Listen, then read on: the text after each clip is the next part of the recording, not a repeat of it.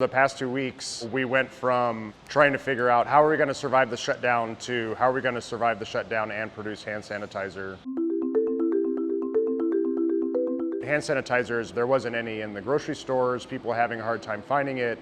So we said, okay, well, we'll just put a little bottle and we'll give it away when people come and pick up food. And before you know it, we were starting to get phone calls from the utility companies, from the post office, hospitals. Homeland Security came and picked some up yesterday. As soon as I came in on like a Monday, it was like, hey, all this grain that we just did that was going to become vodka and gin, we're turning it into hand sanitizer now.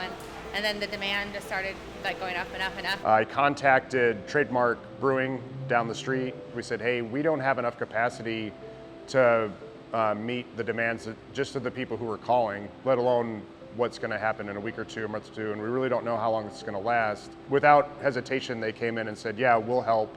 So they freed up a couple of their fermenters so we could start producing more. It's usually 150 gallons a week, so depending on what day of the week it is, we'll either be fermenting or brewing or transferring.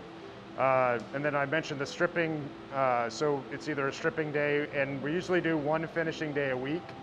And now we're trying to figure out how to do 2, maybe 3 finishing runs a week. The majority of our staff is front of the house bartenders, servers. We had to furlough them to ensure that they could process their paperwork as quickly as possible. That's probably about 80% of our staff, close to 25 or 30 people. And then we're working on a skeleton crew to send food out, and we've converted all of our production in the distillery from beverage alcohol to hand sanitizer for the foreseeable future. Right now, we just have our core group, the 3 distillers. The demand as high as it is now, we are doing both of those, multiple things in one day, it's a nice change of pace, to say the least. We're definitely keeping busy.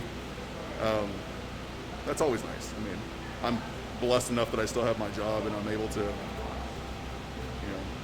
pay it forward and help other people out. Coming to work is like a joy. It was before too, but now it's like we get a little bit more meaning. So there's a formula that was provided by the FDA, and they all start with either isopropyl alcohol or ethyl alcohol. And so we're using the formulation that starts with ethyl alcohol, which is also the base for vodka and gin. It's just denatured, which means it has either acetone, methanol, or some other compounds that make it unsuitable for consumption. This is the still. The still is capable of producing above 95% ethyl alcohol, and then we denature it in these plastic totes here, and then we use that as one of the ingredients, the only active ingredient for the hand sanitizer. And the fermenters here, it's in full fermentation, so we use yeast to ferment the wash or the wort. And that produces the alcohol. Once that alcohol is in solution, we have to take that alcohol, pump it over to the still, and then we use heat to separate the alcohol from the water. Alcohol boils at about 170 degrees Fahrenheit. Water doesn't start to boil until 212, so if you heat up the water to about 185, 190, you can actually separate the alcohol. And then the alcohol steam goes through these columns which refine the alcohol, so it starts out maybe at like 20-25% alcohol in the kettle. And as it goes through these bubble plates, which are separated by plates of copper in between each one of these sight glasses, it becomes more and more pure ethanol and holds back the heavier molecules. And then it's condensed at the end, and we collect that at about 60 degrees Fahrenheit and measure its alcohol content. And then we use acetone and methanol and isopropyl to denature it, and then it's ready for use and ready for mixing. We're selling them with a little bit of profit, but that's just because we have a lot of overhead.